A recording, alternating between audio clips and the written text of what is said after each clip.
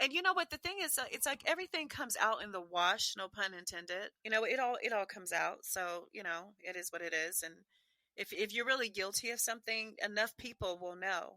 Who you really are, what your personality is really about, and how nervous or odd you were acting before this particular moment happened. It's just there's a lot of other ways that prosecutors can really see if a person is likely going to be guilty on trial. Or Yeah. found guilty, but that doesn't necessarily mean they're guilty. Right. That's true. That's true. In this same year, which is 2006, the Australian dive company that they used, which was called Mike Ball Dive Expeditions, was fined $6,500 for failing to comply with its own safety procedures, according to the Workplace Health and Safety Act of 1995. And this is what we were saying in the beginning. So, they were fined because the record showed that there was a current in the ocean at the site of the dive. So Hmm. apparently you're not supposed to be doing a dive when there's a current there. Right. And the dive was actually too difficult, which I said in the beginning, it was a difficult dive for Tina's level because she had a little bit of experience diving in a lake and she had no experience in an ocean. Yeah. And also that the dive school didn't do an orientation, which I said that in the beginning. I said, why didn't they enforce the orientation? And that the diver, who was Tina, was also not supervised in the water with a qualified worker. And that's the other thing I said in the beginning. Why didn't they enforce that she goes with a dive master? Because if it was my company, I'm not I'm not, what's the word I'm looking for? I'm not going to allow a liability to affect my family and my business and my livelihood. And just because you want to have some romantic dive together and you don't want to follow procedures, that's not my Right. It problem. just You're not seemed like it's diving. ridiculous. Yeah. Yeah, you're not diving. Go dive in a pool then. That's what I would tell them. So they were fined 6,500, and that's a small amount to be fined for somebody dying due to Yeah. your negligence. Yeah. Because they could die. Um, Yeah. Exactly. yeah.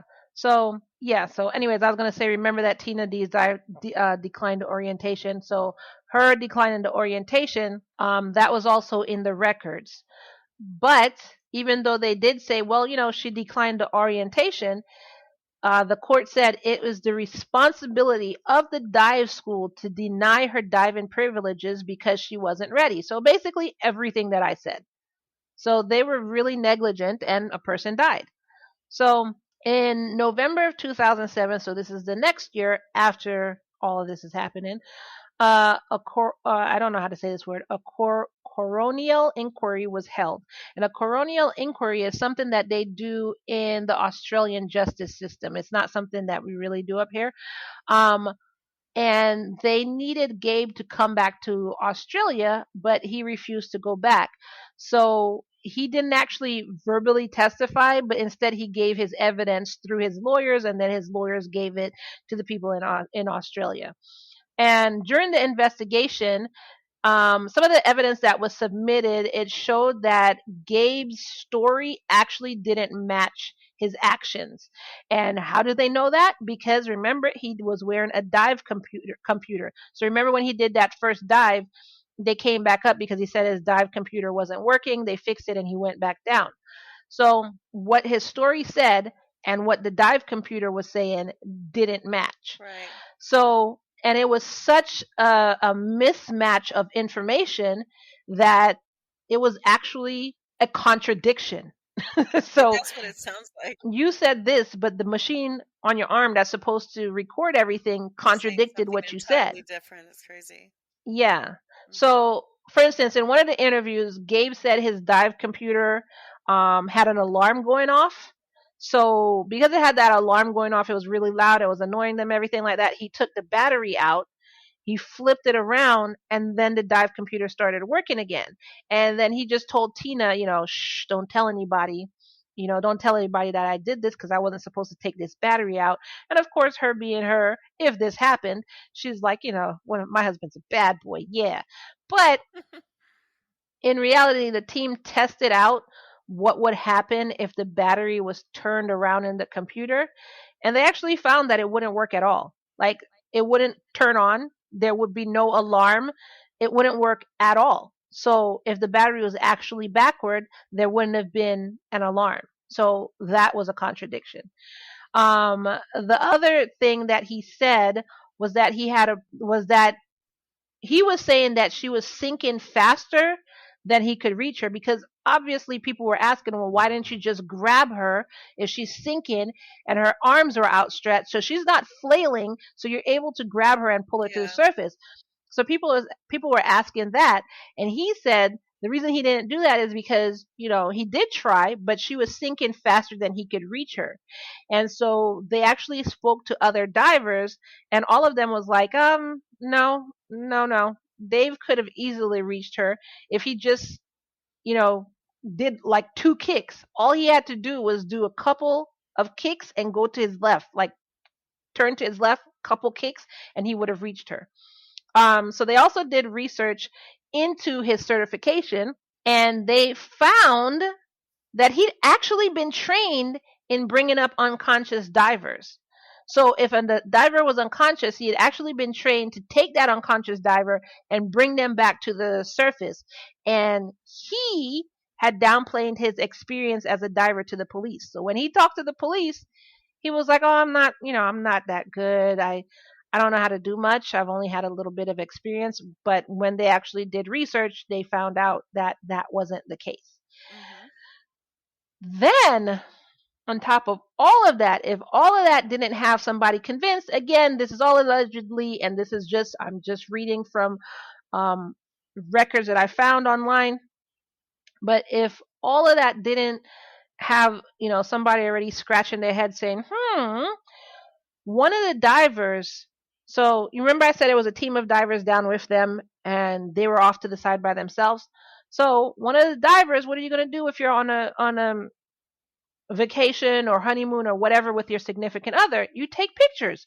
So he was actually taking a picture of his wife, of his own wife, but just happened to get Tina's dead body that was already on the ocean floor in the background. So as he's taking a picture of his wife, you're not really looking at what's going on in the background. He's taking a picture of his wife, but later on he was like, "Oh my God!" After they developed the picture, he's like, "Oh my God, what is that?"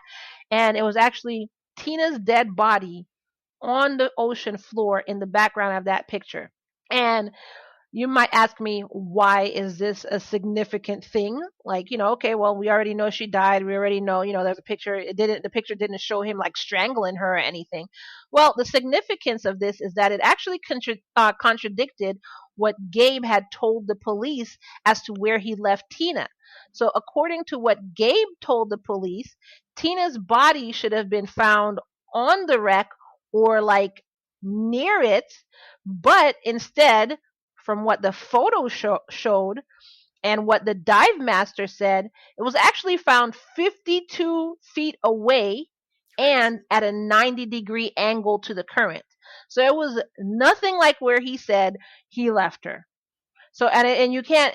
The reason why I say 90-degree angle to the current, because you can't even say, "Oh well, the current dragged her there." No, that's not what Right. Not happened. right. So That's crazy. she had to have gotten there somehow. And also, more contradiction, Gabe said that on his way back up, he actually bumped into two divers and he was like, "Hey, here," trying to yell at them. Um, you know, you have this thing in your mouth, you can't really say Yeah. anything. So it's like, Muffled, very So he's muffled. trying to yell at them. Yeah, so he's trying to yell at them and he shook them, trying to be like, "Look, look, I need help, something is wrong."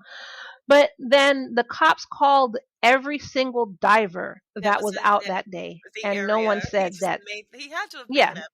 I was thinking that, of course, you can easily say that, but he wouldn't think that the authorities would actually interview all the divers in the area. Like, he's not thinking, he's like, oh, I can just yeah, say some random divers, and a shark, rolled by, and I rode on the back of some dolphins, and I tried to get some help, and then I was spit out of the belly of a whale, and I mean, you can say all of these things, but in this day and time, and even that was over a decade ago or two, but even with that time period, these authorities, they really don't mess around. They really comb all the evidence, and so that's why I don't understand how America's dumbest thieves and killers, just how they what are they thinking? I mean, it hasn't been proven that he actually did this, but it still just doesn't look good. Oh, the chips are stacked Yeah, against him right now. stacking against him, exactly.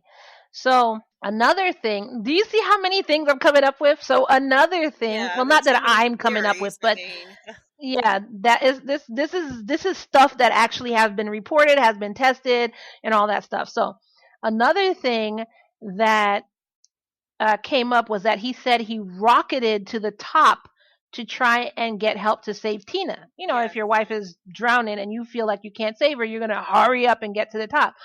But when they looked at the information on his dive computer, they found that he'd only like descended. This is the terminology they use.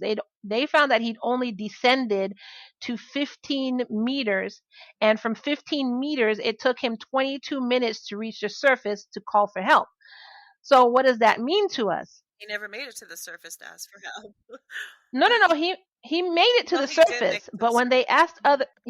when they asked other divers, and they said, okay, so he only went 15 meters and it took him 22 minutes to reach the surface. They said that's basically like someone. It's the equivalent of someone taking a leisurely stroll through a park on a sunny day, given the situation. So that's what they said. That they said that's a very, very slow pace, and they compared the dive computer of Gabe's to the dive computer of the dive master who brought Tina to the surface. And I know I didn't mention his name this whole time. His name is actually Wade Singleton, and I should have said that earlier. They compared the dive computer of Dave's to that of Wade Singleton's, and they saw that he had gone twice the distance of Gabe, because he went down to the ocean. So from where he was, so Gabe was already back up. So from where he was with the other divers, he went down to the ocean floor to pick up Tina, and then all the way back up. So he did twice the distance, and he was also carrying Tina, who was dead weight. You know what I'm saying? And he did all of this in half the time that it took Gabe to go 15 meters to the surface. So it's like, Yeah. what rocketing are you talking about, Gabe? I just want to know what rocketing are you talking about? Yeah, the So story's not adding up. It's just not adding up. yeah, so they suggested, this is allegedly because this is just some, the investigators coming up with something. They suggested that possibly what happened was Gabe turned off Tina's regulator and then held her under until she was unconscious, which would have accounted from the witness seeing him in a bear hug and her thrashing around. Yeah, so they're saying maybe he held her under until she was unconscious, then he turned her air back on, and then he let her sink before he resurfaced, Exactly. which that I accounts. could see how that would. Yeah.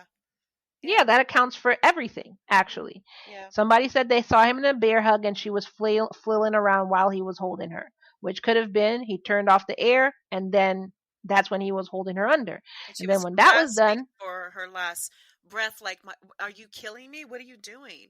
What are you doing to me? Help!" like I the mean, the guy, the diver said, the doctor, actually, it was a doctor who said, if someone is drowning, that's exactly how they would act. So that's how she was acting. And then when she was unconscious, so she's no longer moving, to cover his tracks, again, allegedly, he turned back on the air and then she sank. He let her sink, which is what they saw. Her going, well, which is what he said. She was just going down feet first with her arms out looking up at him, which is a dead or unconscious person, as the doctor and the dive masters both said. As evidence, they basically did a bunch of different reenactments with different scenarios, that was actually conducted by police divers. So they tried to, reenact his story, and then they tried to reenact everybody around them's story. So that's the only one that made sense, was what everybody else saw, not his story. So, anyways, remember that I said that Tommy, which is Tina's father, said that Gabe had asked her to increase the life insurance and then take her father off and make him sole beneficiary? Remember I said that? yeah, definitely sounds a little shady. Well, there's actually conflicting reports on that. In some reports, it said the payout was $1 million, and then in some reports, it showed that her life insurance was actually only $30,000, and that her father was the one who received the payout. He was the only one who received the payout. And Tina's mother said that the family was actually working very hard to prevent what she called a very large